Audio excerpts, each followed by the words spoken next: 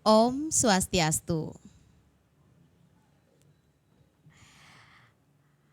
Halo pemirsa Bali TV, apa kabar Anda? Senang sekali kembali saya Putu Ayu Susanti dapat menjumpai Anda dalam program acara Dialog Merah Putih Bali Era Baru.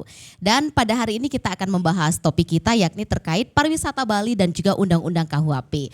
Tentunya pemirsa Bali TV hari ini saya tidak sendiri tetapi saya kembali didampingi oleh 3 orang narasumber kita yang siap membagikan informasinya pada hari ini. Kita sapa dulu yang pertama, beliau adalah Dr. Yoga Iswara BBA BBM MMCH.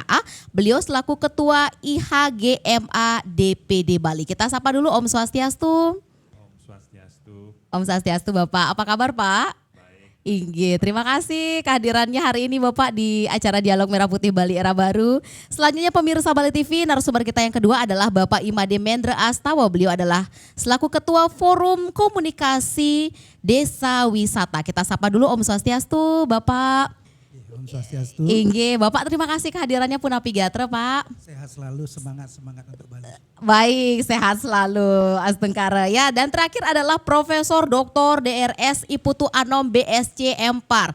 Beliau adalah selaku Guru Besar Pariwisata UNUT dan kita sapa langsung beliau. Om Swastiastu Prof. Om Swastiastu. Baik, terima kasih Prof kehadirannya pastinya. Besok semua orang. Iya, ya pemirsa 3 orang narasumber kita sudah berkumpul di sini dan siap membagikan informasinya untuk Anda pemirsa Bali TV. Tentunya ini adalah seputar pariwisata Bali dan juga Undang-Undang KUHP. Bagaimana keterkaitannya dengan Nangun Satkerti Loke Bali, pastinya kita akan bahas di sini di Dialog Merah Putih Bali Era Baru. Baik, saya yang pertama mungkin ke Bapak Yoga dulu. Bapak selaku Ketua IHGMA DPD Bali, mungkin bisa disampaikan atau diinformasikan kepada Bali TV apa sih sebenarnya atau membidangi apa sih IHGMA DPD Bali itu terkait dengan topik yang kita angkat hari ini. Silakan Bapak. Baik, IHGMA Bali ini kan asosiasinya para general manager ya, di Bali. Nah kebetulan yang terkait dengan topik hari ini yaitu Undang-Undang KUHP, tentunya dampaknya adalah bagaimana ketika tamu menginap ya khususnya di Bali ya, mereka tentunya mempertanyakan ya, ini produknya seperti apa. Dan memang sejak itu disahkan begitu banyak pemberitaan-pemberitaan yang sangat viral sekali ya, terutama yang media-media asing ya, yang istilahnya itu menggoreng pemberitaan-pemberitaan tersebut sehingga banyak pertanyaan-pertanyaan yang masuk ke kami. Jadi tamu-tamu yang sudah membooking, yang akan membooking itu mereka langsung mengirimkan email, bertanya kepada kita apakah ini benar. Nah disinilah peran kita ya bersama stakeholder untuk bisa memberikan informasi yang seakurat mungkin sehingga yang kita rasakan pemberitaan yang begitu viral di luar ini bisa benar-benar diredam, kemudian mereka bisa ditenangkan seperti itu. Baik, Bapak kalau boleh disinggung sedikit untuk pemirsa Bali TV, sedikit isi dari UU KUHP itu apa Bapak? Sehingga menimbulkan pertanyaan dari para tamu. Kalau bisa dibilang kalau bahasa Balinya kok tamu datang ke Bali itu jadi tandruh ya Pak ya. Betul. Jadi menimbulkan rasa ketidakpercayaan sehingga menimbulkan ketidaknyamanan datang ke Bali. Buktinya ada banyak pertanyaan-pertanyaan yang muncul ketika mereka ada bookingan untuk masuk ke Bali. Silakan Pak. Pertanyaan-pertanyaan saya ambil garis besarnya dari para wisatawan yang bertanya ini. Apakah benar yang harus menginap itu adalah pasangan sah suami istri? Apakah kita akan ditanyakan status perkawinan kita pada saat check-in? Apakah ini menjadi sesuatu yang terjadi immediately dan ini akan dampaknya ke pidana? Nah ini pertanyaan-pertanyaan ini sangat meluas sekali. Nah kemudian kalau ditanya pada esensi realnya, sebenarnya kami menyampaikan bahwa sebenarnya aturan Undang-Undang KUHP ini adalah perbaikan daripada undang-undang yang sudah Sebelumnya. Jadi aturannya sebenarnya sudah existing. Bahkan aturan ini lebih diperbaiki. Jadi ada sebuah kekhususan di sini yang disebut dengan delik aduan absolut Ya, ini yang menyebabkan tidak sembarang orang bisa mengajukan sebuah aduan. Nah, perbedaan inilah yang mungkin disalah persepsikan atau dimisleadingkan atau ditafsirkan hanya sepenggal-penggal saja, sehingga informasinya menjadi sangat viral sekali. Dan ini menjadi kita bilangnya seperti lebih berat di 3 hari perda saat disahkan itu sudah kayak seperti resesi kita rasakan. Karena pemberitaannya simpang siur, kemudian tamu-tamu yang akan datang atau yang sudah menginap mempertanyakan ke kita. Dan secara garis besar kami sangat bersyukur, ya, ini ada beberapa poin yang bisa kita lihat. 1, stakeholder pariwisata di Bali ini bersatu untuk membuat sebuah pemahaman persepsi bersama dan memberikan informasi kepada calon-calon wisatawan dan wisatawan yang ada. Kemudian yang kedua, adanya bantuan dan support rilis-rilis dari baik itu dari kementerian. Kemarin ada Bapak Menkum Pak Yesen Lauli memberikan statement sangat kuat sekali. Kemudian Pak Menteri Kemenparekraf juga memberikan statement yang strong, termasuk Bapak Gubernur. Ya, pada intinya mereka menganjurkan jangan khawatir, don't worry. Ya, segala sesuatunya tidak berubah, bahkan lebih memberikan sebuah kepastian. Ada delik aduan absolut itu, sehingga informasi yang beredar di luar ini kita bisa anggap sebagai hoax. Nah, informasi inilah yang cukup menenangkan, sehingga sampai detik ini sudah tidak ada lagi pertanyaan-pertanyaan dari wisatawan, ya. Dan mudah-mudahan informasi ini kita lakukan secara balance kepada media-media asing, sehingga mereka juga paham, tidak menafsirkan permasalahan ini sepenggal-penggal. Jadi atau memisleadingkan sesuatu yang sebenarnya bukan itu maksudnya. Nah, itu yang menjadi poin highlight yang penting pada konten daripada undang-undang KUHP tersebut. Baik, padahal nih dunia pariwisata sudah cukup sumringah ya Bapak ya. Karena kemarin kita sempat terpuruk 2,5 tahun lebih, banyak pegawai yang dirumahkan, hotel sepi, banyak yang tutup, bahkan maintenance alat-alatnya juga sekarang recovery luar biasa pengeluarannya. Tetapi ketika tamu mulai ramai booking, ternyata ada isu seperti itu. Sebenarnya itu di kali pertama bagi saya juga cukup memprihatinkan Bapak ya, bukan hanya bagi masyarakat luar, kita di Bali juga mempertanyakan hal itu. Kita ke Bapak Made selanjutnya. Baik Bapak, selaku Ketua Forum Komunikasi Desa Wisata, bagaimana tanggapan Bapak terkait hal yang kita bahas kali ini? Karena dari Bapak Yoga sendiri tadi menyampaikan ternyata cukup banyak pertanyaan dari tamu-tamu luar sana yang bahkan mereka sudah booking, sudah pariwisata kita sudah estimasinya wah bakal bangkit nih, apalagi pasca G20 ya Bapak ya, Bali pasti ramai kembali sama seperti sebelum pandemi COVID. Ternyata ada pertanyaan yang menafsirkan undang-undang baru kita seperti begitu adanya. Silakan Bapak ditanggapi. Oke, terima kasih. Saya coba urut saran di sini. Yang kita melihat ketika undang-undang di launching atau disiarkan secara langsung, apa yang sudah disampaikan oleh rekan saya Pak Yoga memang seperti itu adanya. Kalau dilihat dari hasil pembicaraan kami dengan beberapa DPRD langsung, kami menanyakan langsung terkait undang-undang ini biar kami tidak ada kesalahan dalam menyampaikan hal ini. Tanyakan aja langsung Pak ya, Saya biar langsung, tidak jadi PR buat kita. Permasalahan ke depan, ini pernyataan dari seorang DPR RI Bali, Bapak Parte. Dalam sebuah pertemuan kami dalam acara Kendran Pilit Festival. Baik. Beliau menyampaikan tolong baca seutuhnya, jangan sepenggal-sepenggal. Apa yang sudah disampaikan Pak Yoga tadi, hal itu sebenarnya. Sebenarnya undang-undang ini sudah berjalan dari tahun-tahun sebelumnya. Cuman karena ada perubahan-perubahan, dimulai dilakukan sebuah sosialisasi tahun 2021. Mungkin pada situasi sosialisasi ini masyarakat tidak ngeh. Karena berada pada posisi ekonomi dan semuanya dan tidak meyakinkan karena tidak secara detail dibaca dengan utuh. Tetapi begitu diundangkan baru kelihatan salah satu pasal yang terkait zina. Poinnya tadi. itu. Disinilah meledak dan ini digoreng oleh semua media karena kita mengingat pariwisata adalah salah satu devisa terbesar oleh suatu negara dan Bali sebagai destinasi untuk dunia. Tentu pesaing Indonesia dan Bali akan berlomba-lomba memanfaatkan isu ini menjadi berita hangat. Untung masyarakat Bali tidak cepat emosi karena ini sangat menghancurkan perekonomian ketika itu betul-betul terjadi. Apa yang dikatakan tadi, ketika G20 menjadi sebuah branding Bali ke depan, kita sadari 2,5 tahun hal yang tidak mudah buat Bali, pengusaha Bali, masyarakat Bali. Kita betul-betul terpuruk dengan minus 9,4%. Begitu ada G20, walaupun tidak seutuhnya ekonomi berputar di Bali, paling tidak kue-kue itu kita dapatkan. Yang paling mahal adalah brandingnya, di mana Bali disiarkan di seluruh dunia, menjadikan sebuah destinasi baru dengan kekuatannya.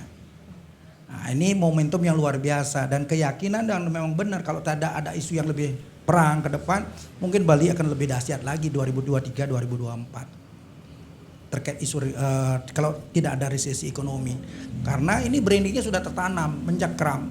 Pernyataan seorang presiden Amerika mengatakan I love Bali, I will stay in Bali. Demikian juga yang dilakukan oleh seorang Perdana Menteri Prancis.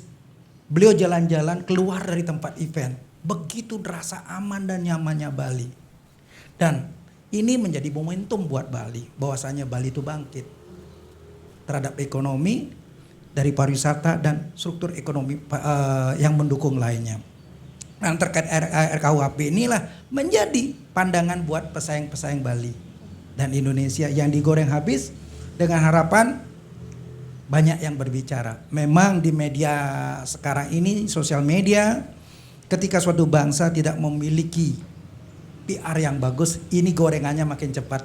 Ini pembelajaran buat kita, mudah-mudahan sekarang lewat TV lokal kita menggemakan bahwasanya RKUHP ini aman buat wisatawan karena sudah dijamin baik oleh Gubernur Bali, Menteri Pariwisata, Menteri Hukum dan beberapa komponen masyarakat dan mengatakan ini berlaku surut benar, tetapi delik aduannya yang dilihat. Ya mudah-mudahan ini kita bisa pegang. Tadi kami sempat juga diskusi mudah-mudahan PP-nya yang diperkuat. Sehingga apa yang menjadi turunan-turunan ini menjaga keamanan, stabilitas kita sadari. Industri yang paling mudah dibangun, paling cepat menghasilkan adalah pariwisata. Kalau bikin industri yang lain butuh anggaran yang begitu besar. Sedangkan Bali sebagai sebuah pulau, sebuah bangsa, sebuah destinasi yang sudah siap, hanya dengan senyuman saja mereka bisa datang. Tinggal diberikan akses, bagaimana penerbangan bisa dibuka untuk bisa ke Bali. Dan kedua, kemudahan-kemudahan diberikan oleh negara. Sehingga Bali sebagai pusat pariwisata Indonesia menjadi hub untuk ke timur maupun ke barat, atau kita bahasa sering sebutkan beyond Bali. Dan Bali tidak pernah berdiri sendiri, dan Bali selalu membagi kue-kuenya. Kalau pariwisata bangkit, RKUHP ini mudah-mudahan hanya menjadi kekuatan mendukung sisi dari susilanya ke depannya. Terima kasih. Baik, Bapak selaku Ketua Forum Komunikasi Desa Wisata, bagaimana Bapak menjembatani atau mengkomunikasikan pada tim-tim Bapak di bawah tentang maraknya isu ini di kali pertama? Apakah Bapak melakukan mungkin rapat bersama atau mensosialisasikan melalui media sosial dengan gencar sehingga tim Bapak yang ada di bawah, Bapak selaku Ketua tidak heboh juga yang ada di bawah sehingga juga meresahkan bagi tamu yang ingin datang ke Bali seperti pertanyaan tadi yang muncul dari Bapak kita yang pertama. Silakan Pak. Oke, terima kasih. Kebetulan kami mempunyai grup WA. Jadi kita ada grup besar yaitu WA untuk provinsi, WA setiap kabupaten-kabupaten sehingga mudah memonitoring. Karena kita setiap informasi kita masukkan kadang-kadang tidak terbaca begitu hilang. Iya. Jadi tugas admin kami adalah membagikan satu di WA besar, WA kepengurusan dan setiap kabupaten. Sehingga akan mudah terbaca, terdeteksi. Dan sisanya kami melakukan pembicaraan langsung ke korwil-korwil. Karena setiap kabupaten ada korwil. Sehingga apapun permasalahan yang ada, kami selalu ada berita-berita, kami sisipkan. Dan ini kita sadari desa wisata kan kami di posisi level ketiga. Artinya level ketiga adalah kami setelah wisatawan tiba di Bali mereka punya pilihan. Yaitu pertama untuk menghilangkan jet lag mereka akan ada di selatan. Pilihannya atraksi lain baru mereka memilih kami.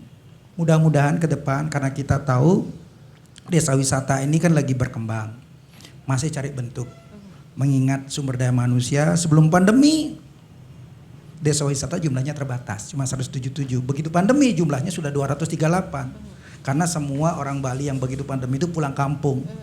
Gennya kembali, bahwasanya bangun pariwisata. Karena pariwisata seperti yang saya sampaikan tadi adalah sebuah industri yang bisa dibangun dengan kos yang murah. Tergantung bagaimana mengelola atraksi atau aset-aset yang ada di desa. Kalau hanya berpikir membuat yang baru, tentu kosnya akan tinggi. Tetapi ketika mampu mengelola aset-aset di desa dari sisi budaya dan semuanya, dia pasti akan menjadi turunan desa wisata yang maju ke depannya. Dan tentu terkait berita ini, kami dari desa wisata, kenapa kata-kata di level ketiga, kami akan menerima limpahan terakhir. Kalau yang di depan sudah mengatakan, border di depan mengatakan aman, wisatawan pasti akan datang ke desa. Apalagi desa tidak akan ada pengecekan seperti itu, karena kita sadari adalah Bali sebagai destinasi dan orang Bali lah ramah dan selalu tegur sapa. Dan siapa orang yang datang ke Bali khususnya ke desa adalah orang-orang yang berniat baik. Dan orang Bali pun akan mudah menerima tanpa ada sidak dan seterusnya. Mungkin boleh saya katakan di desa wisata itu sangat welcome untuk kedatangan wisatawan. Even though kita ketahui mereka memang sulit mengatakan berpasangan. Ya mereka biasanya ketemu namanya holiday, pasangannya ketemu di tempat berholiday. Selama dia memegang satu tata titi aturan Bali, rasanya itulah alasannya wisatawan senang di Bali. Beda sekali dengan destinasi yang lain. Karena inilah kenapa keramah tamahan Bali menjadi tulang punggung Bali tidak bisa digantikan. Walaupun ada 10 Bali baru, 5 super prioritas, tetap Bali nomor 1 untuk dikunjungi. Kenapa? Manusianya siap menerima siapapun. Anak alasan inilah taksunya bisa dimunculkan. Mereka aman dan sip datang. Kurang lebih seperti itu, Bu. Ya, kita rasa sangat sependapat pemirsa Bali TV, bukan hanya kita kaum Bali atau masyarakat Bali yang menilai Bali itu sangat luar biasa, tetapi terbukti dari gelaran G20 kemarin seluruh kepala negara itu menyanjung Bali. Benar ya Pak Profesor? Ya pemirsa, menarik sekali perbincangan kita tahan dulu, kita akan kembali untuk Anda di segmen yang kedua nanti. Baik pemirsa Bali TV, kita masih di program acara Dialog Merah Putih Bali Era Baru. Masih bersama ketiga orang narasumber kita. Jadi kalau tadi di segmen yang pertama kita sudah berbincang dengan 2 orang narasumber kita, yang sekarang kita langsung kepada Prof selaku Guru Besar Pariwisata Universitas Udayana. Profesor, kita mau bertanya bagaimana Profesor menanggapi terkait pariwisata Bali saat ini dan ada keterkaitannya dengan undang-undang yang terbaru ini. Ketika tadi 2 bapak-bapak kita sudah menjelaskan, ada juga cukup keresahan dari turis atau wisatawan mancanegara yang datang ke Bali. Ada juga bagaimana Bapak Ketua mensosialisasikan kepada tim di bawahnya melalui grup WA mengembangkan potensi-potensi desa wisata. Bagaimana menurut Prof sendiri sebagai guru besar di Universitas Udayana? Silakan Prof. Ya, terima kasih. Tadi Pak Yoga, Dr. Yoga dan Pak Madibendra sudah menyampaikan ya, beliau dari pihak industri ya. Saya ini sebenarnya merangkap baik akademisi maupun industri ya. Jadi double ya Prof ya berarti. Jadi badan promosi juga, keluarga juga aktif di pariwisata ya. Jadi begini, kita bersyukurlah. Bali kita selalu dalam ajaran Hindu itu kita kan bersyukur selalu ya. Bersyukur G20 dilaksanakan di Bali, itu memberikan angin segar sebagai, bayangkan itu pemimpin negara-negara besar di dunia, superpower Amerika, Inggris, Prancis dan lain sebagainya, India nanti ya, yang akan melanjutkan India berikutnya. Kepemimpinan ini sudah hadir semua dari berbagai negara, ya itu artinya Bali sangat dihormati. Pemimpin negara yang begitu besar saja berani mengunjungi Bali dan senang dengan daerah kita di Bali. Kita syukuri, sekaligus itu merupakan promosi langsung.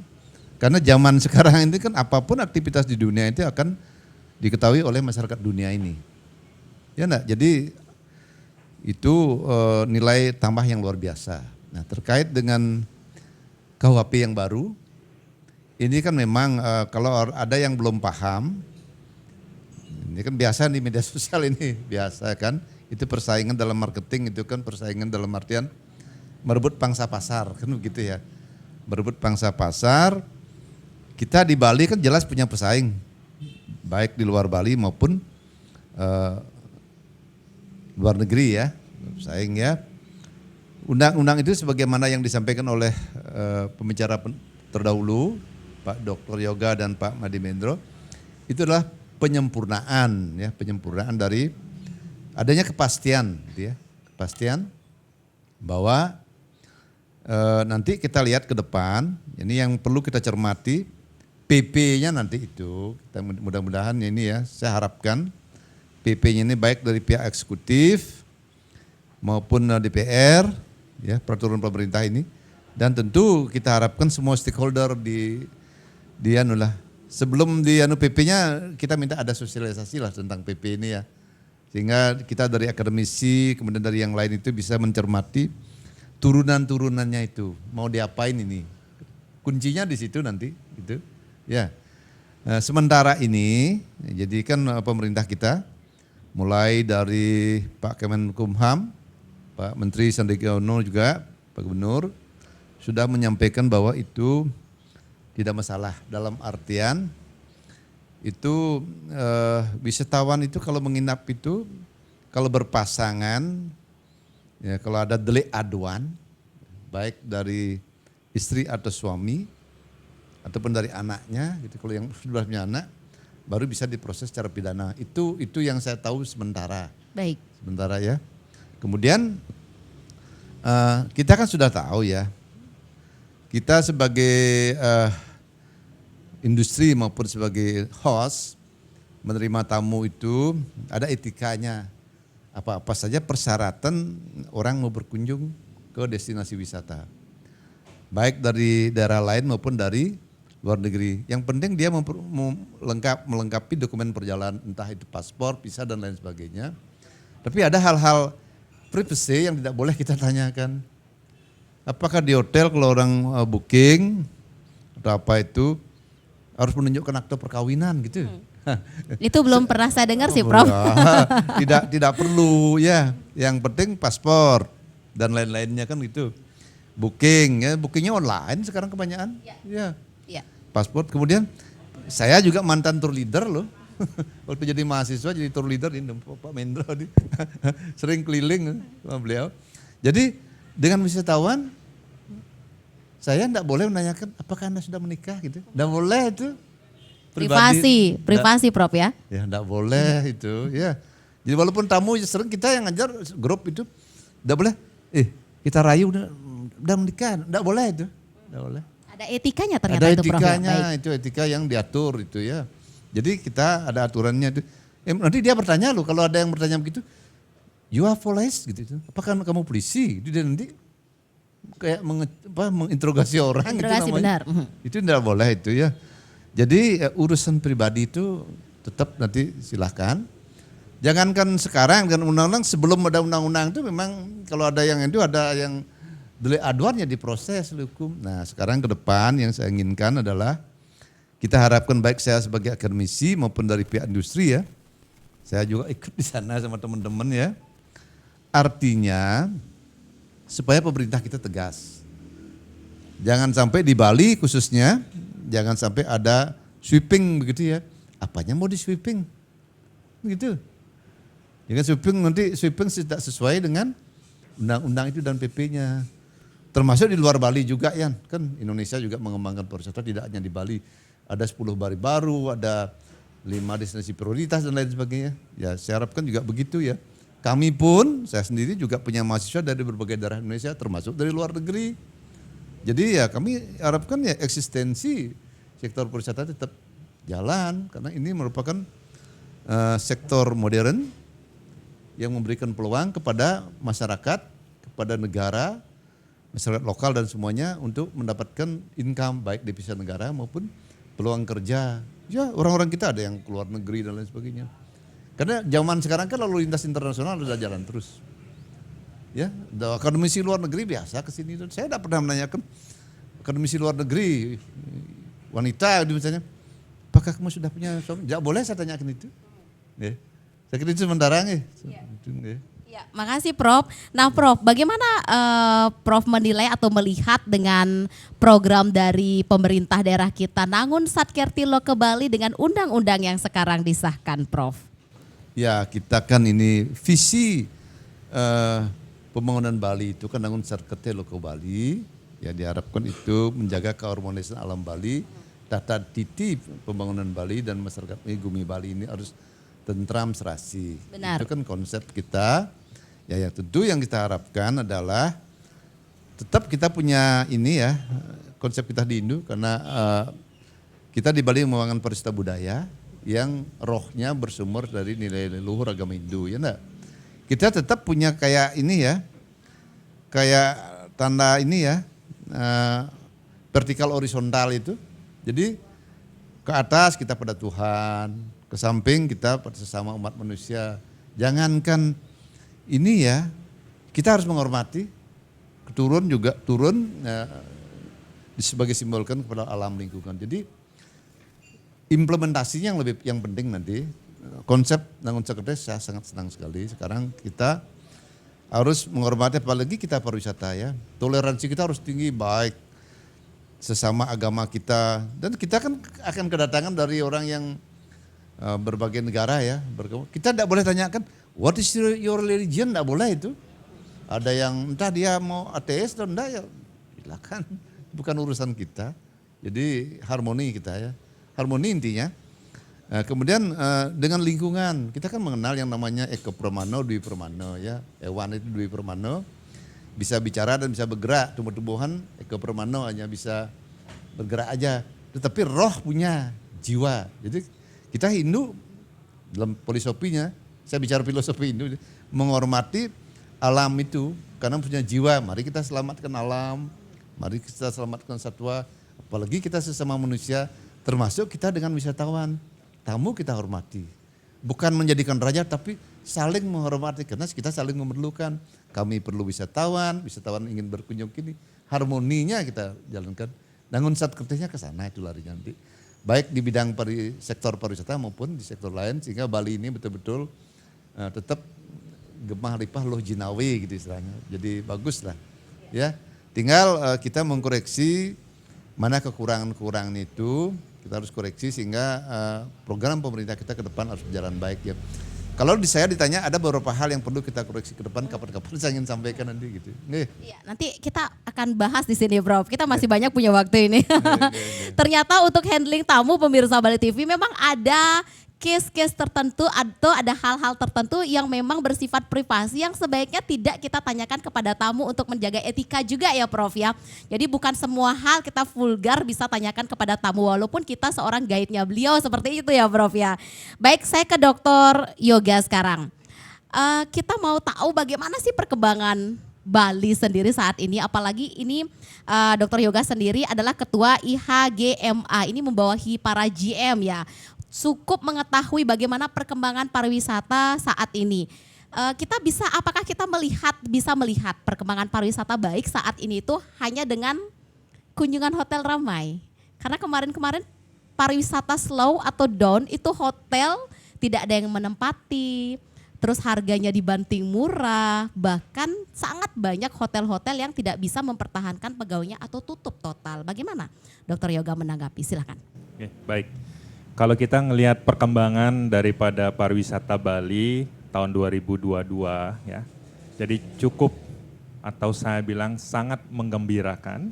Pertama, dibandingkan tahun COVID kemarin berarti dokter pada ya. saat kita mati suri, saat kita berdarah-darah, ini recovery-nya lebih cepat dari apa yang kita perkirakan untuk tahun 2022, walaupun belum sama dengan tahun 2019. Sebelum pandemi berarti? Sebelum pandemi, baik. ya. Nah sekarang pertumbuhan ekonomi Bali sudah mencapai di kuartal ini ada 8,4 ya di pertumbuhan, dan kita berada di ranking ketiga sekarang di pertumbuhan ekonomi di secara nasional. Kemudian kalau kita melihat karyawan yang sebelumnya beristirahat, sekarang ini udah mulai penyerapan, hampir 70% sudah kembali diserap. Ya, dengan penggajian yang sudah hampir 100% bahkan. Kemudian okupansi tamu di bulan Desember saya bilang ini itu udah rata-rata hampir sudah 70%. Tahun baru sudah hampir 90 sampai 100%. Full booking. Full booking. Iya. Jadi tentu ini banyak pengaruhnya. Satu, yang pertama adalah G20. Kita tidak bisa Memungkiri ya, dokter, memungkiri ya. itu. Kemudian yang kedua ada yang namanya revenge travel. Jadi para traveling yang menunda perjalanan liburannya selama 2,5 tahun. Iya. Ketika border Bali dibuka di bulan Februari, ya realnya yang dibuka realnya ini mulai berangsur-angsur, bahkan sampai sekarang ini hampir 12 ribuan per hari kedatangan daripada wisatawan asing. Nah kemudian kita melihat juga kondisi daripada Bali sekarang ini tidak saja untuk para wisatawan short term, tapi yang long term juga semakin meningkat. Para ekspatriat yang ada di Bali itu yang contohnya ada di Canggu itu semakin menguat di sana. Nah dari beberapa Itu kampung bule kayaknya. Kampung bule betul ya. Ditambah lagi ada disupport oleh second home visa yang bisa stay sampai 10 tahun. Iya.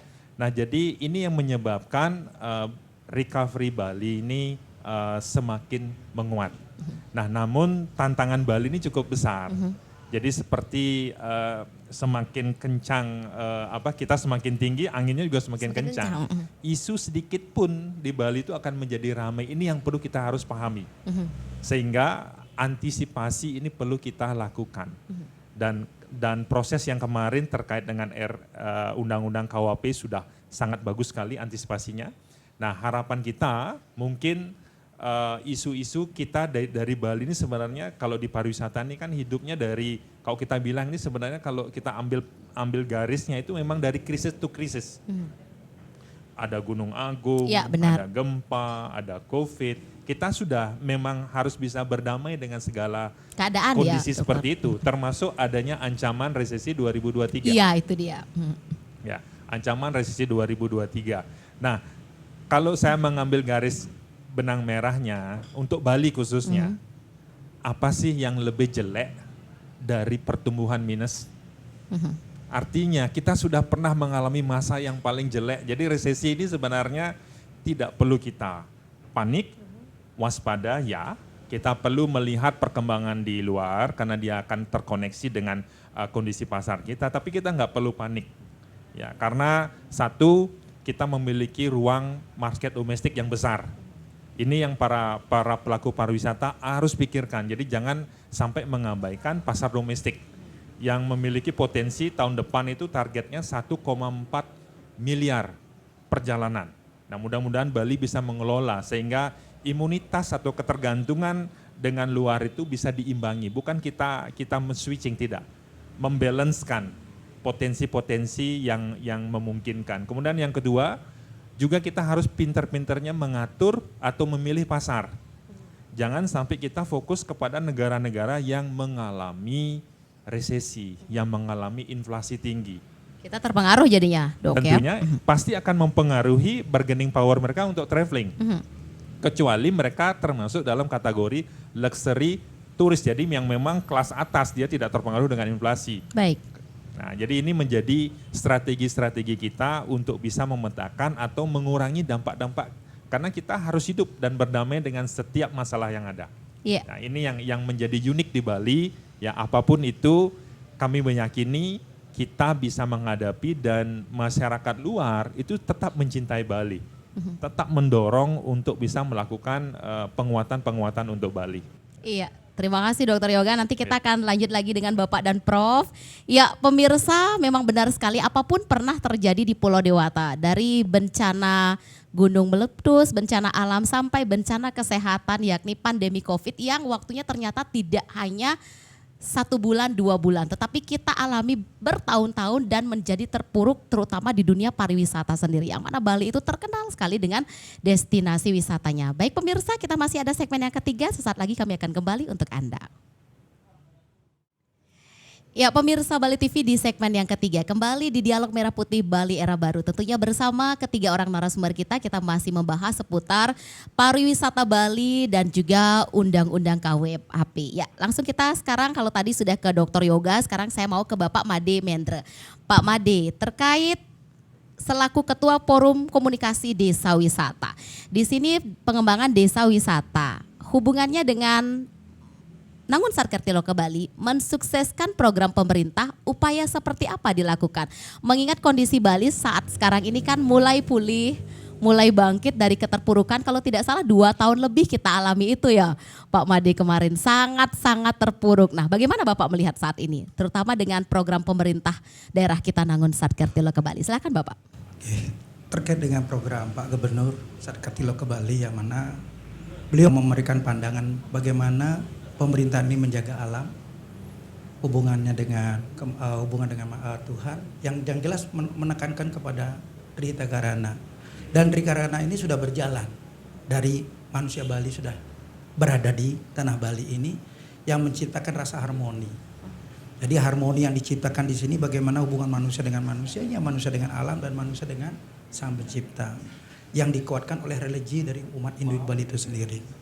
Dan terkait dengan desa wisata tentu pemerintah ingin mendukung, didorong oleh aturan-aturan dibuat pemerintahan Jokowi, yaitu membangun dari pinggiran. Disinilah penekanan daripada bagaimana Sadaka Bali yang dibangun, penguatan ekonomi masyarakat Bali. Ketika pemerintah menekankan terkait pembangunan dari pinggiran, yaitu salah satunya itu desa wisata. Dan kita sadari Bali sebagai destinasi wisata yang sudah terkenal, yang sangat kaya, yang masih banyak hal yang belum terbuka. Dengan adanya destinasi ini tentu akan menjadi daya dobrak ke depan untuk Bali. Kita sadari banyak destinasi yang ada di Bali. Ditambah dengan 238 destinasi, tentu ini kan menjadi penguatan baru. Tadinya length of stay-nya pendek, yang tadinya cuma 1 hari, pagi datang, malam sudah balik. Iya. Nah, terus ada yang 3 hari, 2 malam. Eropanya tadinya cuma dari 3 minggu, 1 bulan jadi 3 minggu, turun cuma menjadi seminggu. Kenapa? Karena banyaknya destinasi yang lain. Tetapi dengan tata kelola yang benar nanti, destinasi di desa wisata ini menjadi sebuah kekuatan baru terkait kalender eventnya. Karena setiap desa punya event-event yang berbeda. Setiap desa mempunyai kekuatan atraksi yang berbeda. Tentu ini tidak mudah, karena Bali ini dibangun tidak kemarin sore, seperti apa yang dibangun dengan destinasi prioritas baru. Ini tumbuh atas kesadaran yang mana pemerintah hanya memberikan panduan atau dukungan terbentuknya sebuah kelompok kerja yang disebut dengan Pok Darwis. Dari Pok Darwis ini baru diberikan SK membentuk desa wisata. Menjadi masalahnya adalah pendanaan dan penguatan empowering people-nya. Yang mudah-mudahan pemerintah lebih kontan lagi memberikan bagaimana pelatihan tata kelola. Sehingga masyarakat Bali tidak berduyun-duyun pergi ke luar negeri untuk mengejar penghasilan lebih besar. Ketika milik sendiri yang dikelola dengan baik, walaupun hasilnya kecil tetapi budaya kita tetap ada. Yang sekarang ini terjadi adalah masyarakat muda-mudi kita lebih banyak keluar negeri. Iya. Sedangkan di masyarakat desa sudah habis. Siapa yang akan melanjutkan budaya kita? Nah untuk itulah kami dari Forum Desa Wisata Provinsi Bali sangat menekankan sekali bahwasanya pariwisata yang dibangun adalah pariwisata budaya. Yaitu budaya berbasis masyarakat lokal. Yang menjadi diversity dari kekuatan-kekuatan yang lain. Inilah menjadi daya tarik nanti ke depan. Kita ketahui banyak event. Apalagi sekarang ini hampir setiap desa wisata bikin event. Kemarin di Tabanan bikin di Kementuk. Di Gunung Salak bikin event bagaimana mereka ingin menyampaikan kepada lokal, domestik maupun mancanegara. Bahwasanya kami ada. Ini eventnya apa? Terkait dengan wellness. Karena ada tempat penyucian diri di sana. Terus dibikin lagi di Kelungkung. Oleh desa wisata juga didukung oleh pemerintah. Tujuannya memperkuat daripada kuliner makanan di sana plus budayanya. Kemarin lagi dibikin di Kendran. Nah, yaitu sama karena Bali kekuatannya adalah budaya, pasti budaya yang diangkat dengan kekuatan daripada atraksi alamnya. Dan besok itu akan ada kuliner di Singaraja dan kami harus hadir. dan memberikan spirit semangat kepada mereka. Kami tidak melihat mengatakan siapa marketnya besar atau kecilnya, tetapi kita melihat spirit untuk membangun. Karena sebuah spirit membangun itu tidak mudah dibangun, apalagi datang dari bawah. Kalau ujuk-ujuk dibangun oleh pemerintah pusat dengan kucuran dana sih mah gampang. Cuman tidak ada berkelanjutan. Keberlanjutannya hanya berpikir dana dari siapa. Tapi dari Forum Desa Wisata ini lebih banyak membangunnya dari bawah. Nah, untuk itulah kami bekerja sama dengan stakeholder yang ada. Baik dengan HGMA, kami sudah bekerja sama di dalam penguatan. Termasuk pengurus kami datangkan dari HGMA. Juga dari perguruan tinggi, dari UNUD beberapa tokoh-tokohnya sudah ada di tempat kami, dengan juga kampus-kampus lainnya di Bali. Dan ini tujuannya kita sadari Porkom Dewi ini adalah sebuah organisasi nirlaba, hanya spirit yang ngayah di dalam membangun kepariwisataan Bali. Dan itu tidak mudah. Untuk itulah kami butuh dukungan-dukungan stakeholder dari bank, dari pengusaha-pengusaha lain, bahwasanya kesempatan untuk membangun Bali lebih cepat. Karena makin kaya atraksi yang kita miliki, wisatawan akan bisa memilih Bali. Dan mereka mengatakan, I will stay there, I need one. Dan banyak hal-hal yang lainnya. Karena apa? Bali tidak pernah putus sebagai karnaval hidupnya orang Bali. Saya tidak berbicara tentang live museumnya Bali lagi, tapi saya bilang karnaval live-nya orang Bali, Purnama, Kajang, Kliwon, padahal upacara-upacara itu ada di mana-mana. Yeah. Ketika itu dikemas menjadi kalender event, is it lovely for the people coming to visit, di mana itu ada. Yeah. Dan inilah menjadikan Bali tidak pernah putus. Dan Bali dibangun tidak mesti harus lewat aturan-aturan khusus, karena masyarakatnya kuat, didukung aturan pemerintah, visi misi dari pembangunan Sarkati Loko Bali ini akan mengikuti dan akan mudah dilaksanakan, asalkan ada pengawasan tata kelola yang diberikan, sehingga teman-teman kita tidak hanya membangun sebuah destinasi atau SK-SK yang dikeluarkan tanpa memberikan penguatan empowering kebuat mereka. Kasihan juga terlalu banyak SK yang dikeluarkan, masyarakat nanti akhirnya menjadi empati daripada pemerintah. Tetapi kita berharap dari Porkom Dewi selalu turun ke bawah memberikan spirit bahwasanya ini peluang emas membangun Bali, tentunya menjaga budaya Bali yang kita akan wariskan kepada anak cucu kita. Iya, Ya, benar. itu kurang lebih mungkin yang bisa saya katakan, bahwasanya Porkom Dewi sangat mendukung program dari visi pemerintah Provinsi Bali. Iya, tadi juga saya mau tanyakan kepada Pak Made, ternyata sudah bisa dijawab langsung, sudah terjawab langsung. Apa sih Bapak pesona-pesona desa wisata yang sekiranya bisa dibumingkan atau dipublikasikan? Ternyata sudah dijawab tadi, ada Tabanan mengekspos tempat melukatnya, ada Kelungkung mengekspos kulinernya yang tentunya semua berwawasan budaya seperti Nika ya Bapak ya. Nanti kita akan sambung lagi, kita ke Prof dulu, Prof selaku guru besar. Tadi Prof di segmen sebelumnya menyampaikan ada beberapa masukan yang Prof ingin sampaikan, tentunya untuk mendukung bagaimana pariwisata kita di Bali tetap eksistensi, tetap maju, tentunya juga tidak meninggalkan program pemerintah daerah kita Nangun Sarkerti Loko Bali. Mungkin kita bisa bahas sebelum kita tutup segmen di segmen yang ketiga ini. Silakan Prof. Ya, terima kasih. Tadi saya mendengar paparan dari Pak Madimendra ya dan Pak Yoga ya. Sebenarnya pariwisata itu bukan baru 100 tahun, bukan itu ya. Dulu istilahnya pariwisata itu kan pleasure gitu ya, pleasure. Kalau orang tua-tua kita bilang meplesiran gitu. Meplesiran. Ya. Jadi kan Meplesiran, ya. jadi meplesiran gitu. Tapi kalau bahasa halusnya pariwisata itu melilecito gitu. Nah, jadi ada yang bertanya pada saya ini Fakultas Pariwisata, jadi kami di UNED Fakultas Pariwisata itu kalau saya bahasa Bali kan peseraman lilecito. Oh baik. Peseraman, jadi mengajarkan Peseraman orang lilecito. bagaimana membina, mengelola orang yang akan melilecito. Orang jadi orang yang berkunjung ke Bali itu adalah orang yang melilecito, bersenang-senang secara umum dulu.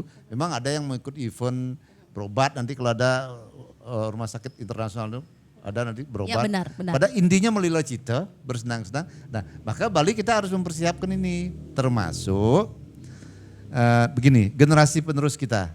Ya, jangan semuanya terus setiap hari anak-anak sekolah maupun anak ada cucunya diajak ke mall aja terus-terusan.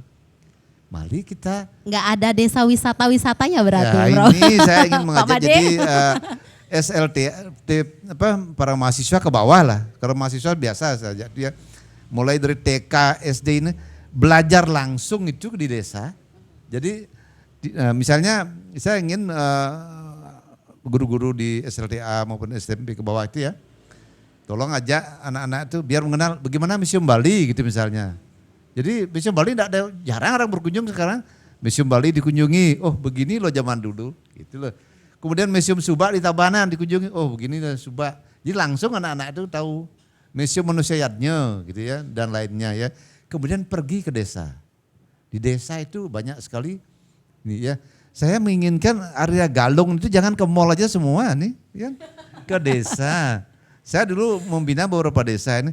Oh desa ini punya ciri khas lain, inilah kita belajar langsung. Jadi kalau liburan sekolah ya tidak harus keluar daerah kok.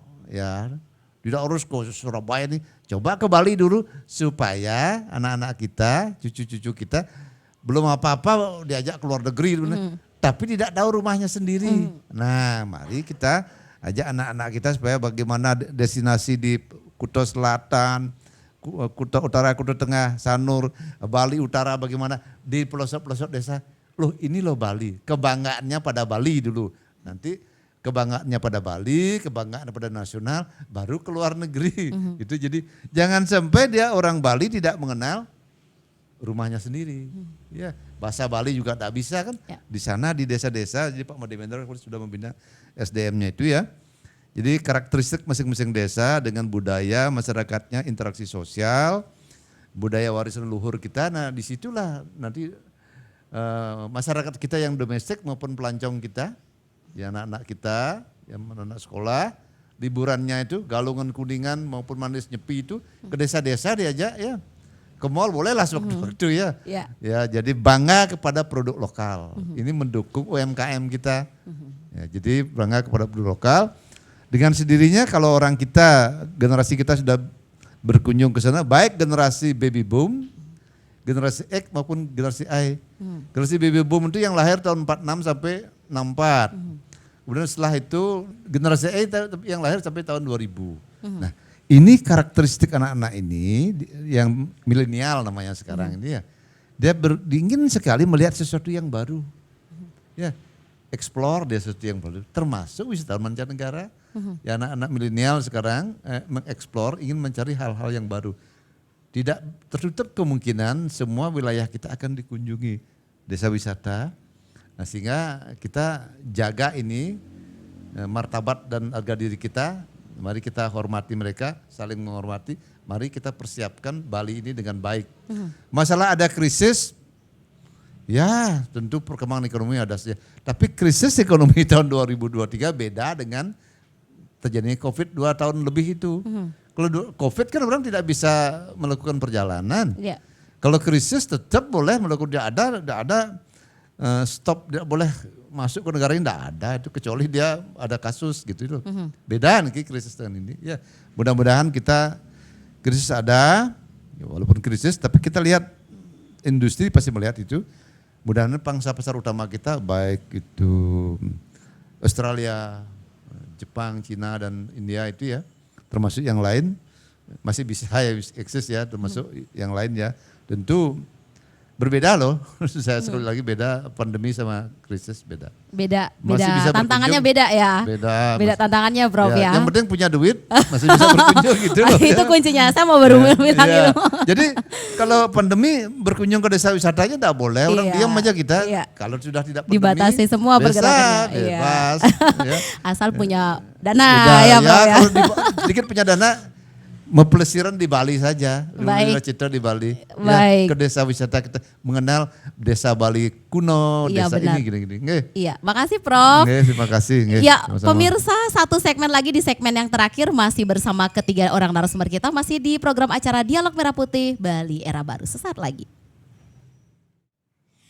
Ya, pemirsa Bali TV, kita masih di program acara Dialog Merah Putih Bali Era Baru seputar pariwisata Bali dan undang-undang KUHP. Namun pemirsa Bali TV, di segmen kita sebelumnya kita juga sudah sempat membahas banyak sekali hal terkait pariwisata Bali dan bagaimana kita sebaiknya dari diri kita sendiri dulu benar-benar mengenal Bali sebelum kita mengenal keluar Bali. Seperti itu ya, Dokter, Bapak, Prof. Namun sayang sekali pemirsa Bali TV, kita mungkin tidak bisa panjang untuk mengupasnya karena kita terbatas oleh waktu. Saya mau tanya dan saya mau minta tanggapan dari ketiga orang narasumber. Apa yang mau disampaikan di penghujung acara kita pada kesempatan kali ini? Mungkin diawali dengan Prof dulu, Pak Made, Dr. Yoga selanjutnya terakhir. Silakan. Terima kasih. Jadi intinya begini, dengan adanya KUHP yang baru ini ya, jangan belum apa resah gitu ya. Jadi kita cermati, jadi sudah disampaikan oleh para pejabat kita bahwa itu sudah disosialisasikan dengan baik, itu satu. Kedua, mari kita membangun Bali ini dengan baik ya, dengan baik, dengan harmonis, sehingga orang betul-betul mau berkunjung ke Bali. Dan jangan belum apa-apa kita pesimis begitu dalam hal kita bangun Bali ini dengan sebaik-baiknya. Bali, BALI, bersih, aman, lestari dan indah. Dan kira itu, terima kasih. Ya, terima kasih Prof. Dilanjutkan, Pak Made, silakan. Desa wisata merupakan aset destinasi Provinsi Bali yang mana butuh sentuhan agar mereka berkembang dan maju. Yang jelas desa wisata sudah siap dikunjungi, aman. KUHP sudah berjalan tetapi desa sangat menerima siapapun datang karena banyak hal yang ditawarkan, tidak hanya budaya, kuliner, UMKM. Begitu desa kuat, makmur, negara akan jaya. Saya percaya negara bangkit memberikan dorongan buat desa wisata karena di sanalah rakyat akan menjadi tulang punggung pembangunan bangsa ini. Terima kasih. Ya, terima kasih Dr. Yoga, silakan. Dalam kita merespon undang-undang KUHP ataupun masalah-masalah lainnya ke depannya di Bali ya, mari kita fokus terhadap bagaimana kita merespon. Respon ini lebih penting daripada masalah itu sendiri karena Bali sudah terbukti selalu melewati dan bangkit dari setiap krisis yang ada. Jadi mudah-mudahan dengan semangat dari Nangun Sarkertelo ke Bali yang memberikan sebuah perubahan tidak secara permukaan saja tetapi DNA ini bisa membawa Bali dari stabil menuju sebuah sustainability yaitu keberlanjutan. Ya, terima kasih. Ya, terima kasih Dr. Yoga, terima kasih Pak Made, Prof kehadirannya hari ini di Dialog Merah Putih Bali Era Baru. Ya pemirsa Bali TV, mudah-mudahan apa yang kami sajikan pada program acara Dialog Merah Putih Bali Era Baru dapat bermanfaat bagi Anda.